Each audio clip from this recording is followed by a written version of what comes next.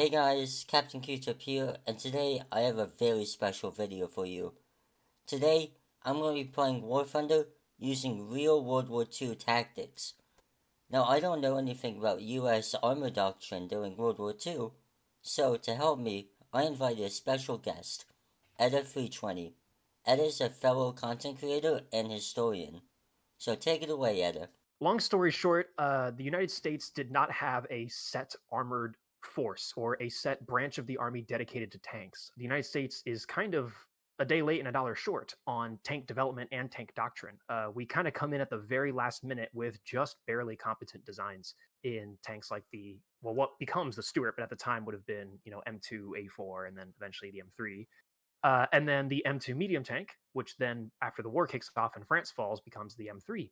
What happens in the late 30s, is particularly in 1939 and 1940, are the Carolina and the Louisiana maneuvers, which are these massive war games. The United States basically says, hey, we have no experience with actual tank combat in a modern setting, so we need to do that. So the Louisiana maneuvers and the Carolina maneuvers both happened in 1941, and those are immensely important. 1940 and 1941. There were other maneuvers in 1940, but the Carolina and Louisiana maneuvers were really important. What you end up with is, for the first time, the United States trying to learn lessons of, here's how we currently think about fighting tanks, which is very World War I, very segmented branches of the army, so to speak, where the infantry, the tanks, the artillery, the cavalry, the reconnaissance, the air power, all of these guys are completely separate, segmented, regimented structures. They all have their own leadership chains. None of them theoretically have to listen to any of the others. There's just sort of you're all a bunch of completely independent, like almost sub-branches, but please try to work together. What the Louisiana and Carolina maneuvers show is that they do not, and they cannot. The infantry literally don't know how to work alongside tanks. The cavalry do not know how to work alongside everyone else. So combined arms warfare, while trying to be pushed, is like falling flat on its face. Obviously, when you're coming into 1938, 1939, and the US Army has no idea what modern tank warfare is supposed to look like, you're going to look abroad. And we have a lot of guys going around studying what other countries are doing, what the British are doing, what the French are doing, and all that. And definitely what the Germans are doing. It's pretty much an open secret at this point in the international community that the Germans are actually low-key really onto something with their tank tactics. And there's actually a lot of shared DNA. Armored officers were in fact sent over to attend Guderian's tank schools in Germany. There's a photo of a Nazi officer standing on a hill with a bunch of American soldiers or officers in the United States, like overlooking some of the American war games. So for the Louisiana maneuvers, the armor pretty much shits the bed, if I can pardon my French.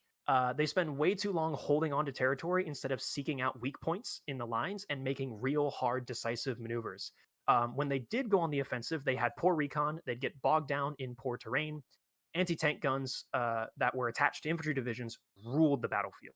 So the Carolina maneuvers, using lessons learned from Louisiana, stress was put on armor to not just charge straight into anti-tank fire, and instead use proper combined arm tactics. Recon, artillery, infantry, engineers would all lead the columns first and scout ahead and put artillery saturation onto a target before the tanks move.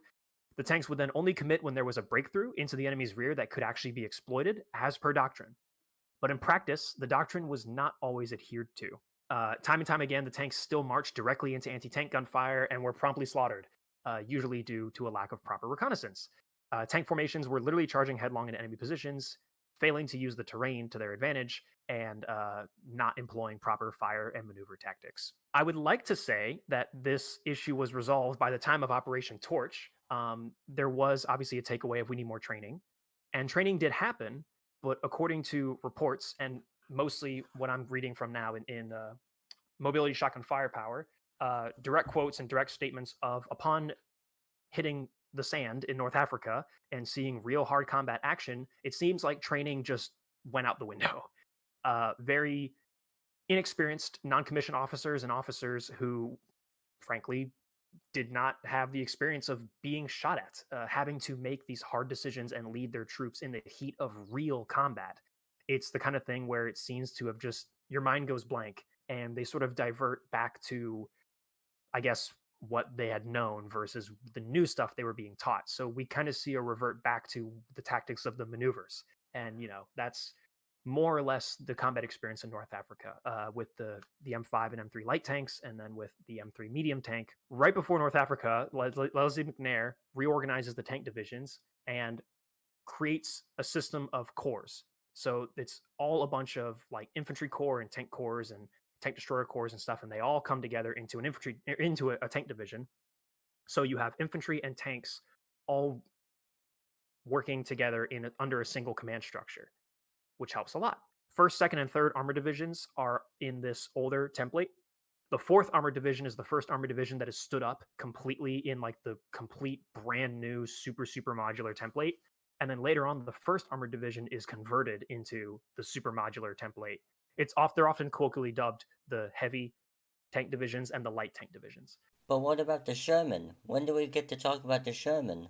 Yeah, definitely. So the Sherman, it's obviously a hugely important tank for North Africa and beyond. So even before the United States makes landfall in combat operations in North Africa, the British are using the M4 Sherman. That summer of 1942 period, the Sherman is now entering mass production. And then by the Second Battle of El Alamein, which was October, if I'm not mistaken, the Sherman makes its combat debut. Pretty universally, the Sherman is praised on its debut. Both the British and then especially as well the Americans, when they finally switch over from the M3 to the M4, pretty much everyone who uses them universally praises it as like what they see as the best tank in the world at the time. The Jumbos was an official production line. It was Fisher, if I'm not mistaken, were the factory that built all the Jumbos. It was a set production batch of 254 tanks. Those are the only Jumbos they ever made. It was only that one production batch because it was meant to be a sort of it wasn't going to become a new mass produced variant of the Sherman. It was just, let's build a chunk of them, send them over, and let's see how they do. By all accounts, the Jumbo was incredibly successful. Like the troops loved them. It was a Sherman, and it was more heavily armored. Like there's literally, what is there not to like? The initial M3 half tracks. So those vehicles again come about because there's an idea of building a tank destroyer out of a medium tank, but it's faster to just build one on a half track. So they do that first. But the M3 GMC, the M3 gun motor carriage, that 3-inch gun mounted on the half track, that is the first proper tank destroyer that makes it into combat in America, in American service, makes it to North Africa.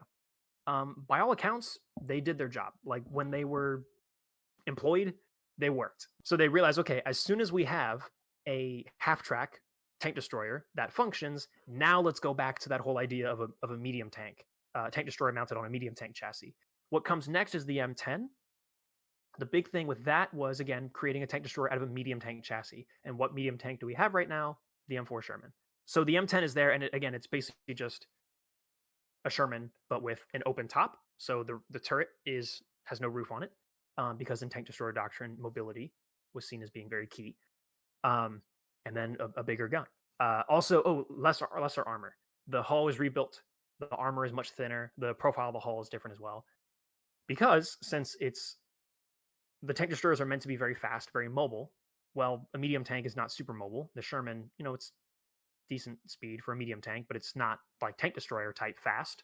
So how do we make it faster without really changing it? Because we need this, again, sort of something to get out there now that isn't a half track. And the solution was less armor. So you reduce the armor, you increase the speed. And the M18 is that is the American ideal of what a tank destroyer is supposed to be. It's super lightweight, super thin armor, super low profile, open top, heck of a gun on it. Like the M18 is Leslie McNair's wet dream of a tank destroyer. Problem is, obviously, you don't get the M18 until 43, 44, more or less. Until that point, that's why we have the M3 on the half track and then the M10 tank destroyer to sort of bide time to get tank destroyers out in the field until the M18 comes through. So even after the M18 makes its debut, there's still this idea of we have to keep the M10 relevant. And that's where the M36 comes from. 1944, 1945, you are seeing the United States pushing the 90 millimeter gun. And obviously the 90 millimeter gun makes a lot of sense in a tank destroyer. So they take all the M10s that they have still lying around, or they have a chunk of M10s they have lying around that they convert into the M36. The M36 is actually all converted M10s. The only new thing that they build is the turret to fit the 90mm gun. And for most intents and purposes, like, they worked. Tank destroyer doctrine was the biggest issue. Is tank destroyers were often not used the way they were meant to be used. But when you got a tank destroyer into the field and you had it shoot at tanks, like, they did their jobs. By 1944, we see the introduction of the 76mm Shermans. Now, they had been trying to put the 76 into the Sherman as early as 42. Actually, pretty much immediately, pretty much as soon as the Sherman mass production really begins with the Sherman in that summer of 42. Pretty much immediately, they're trying to find ways to put a bigger gun into it, just in case they need it. It's a long back and forth.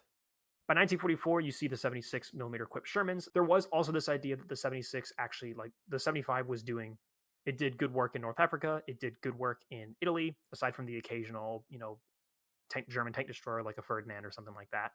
The 75 was doing good work against Panzer IIIs, Panzer IVs, and pretty much everything else. So there was this idea of we don't really need the 76 either.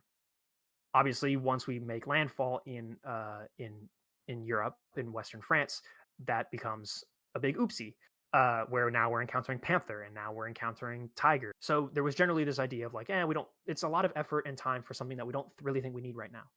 But then we're seeing Panther in very large numbers, Tiger 2, Tiger 1, the heavy German tank destroyers, things like the Panzerjägers and Panzerjäger 4 and all these other vehicles that have a bit better armor, Hetzer, things like that.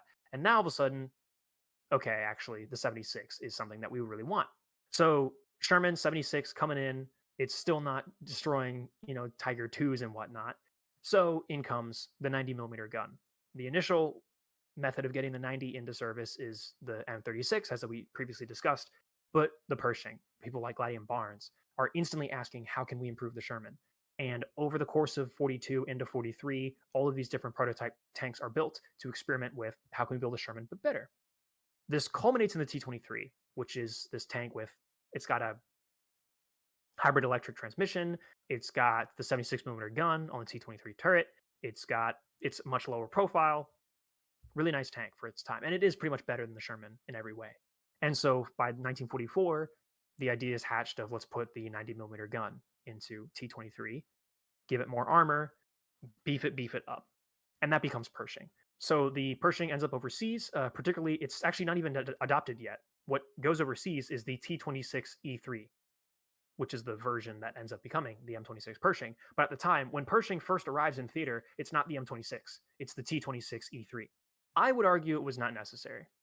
Like, by the time Pershing comes around, we're a couple months away from the end of the war. The war would have been finished either way. The Sherman could have done the job. American tank doctrine, like I sort of said, it's very unique in the sense that, we came in not really knowing anything, and then we figured it all out. Truly, no two armored divisions were the same. They all independently had their own structure, their own way of doing things. There was no real standard. Everything was developed like as you see it, as you need it. All this led to an American armored force that like really had it figured out and was really well tuned to the exact war that it was fighting by those late years of World War II. And I think it's a really unique and really interesting story, and I highly recommend reading more on it and learning more about it if you so desire. Thanks so much. Appreciate you calling and letting me talk about tanks. Once again, huge thank you to Eta320 for coming on and explaining tank doctrine. If you would like to see me play these doctrines in game, wait until next week when Part 2 comes out. Until then, Captain Q-Tip signing out.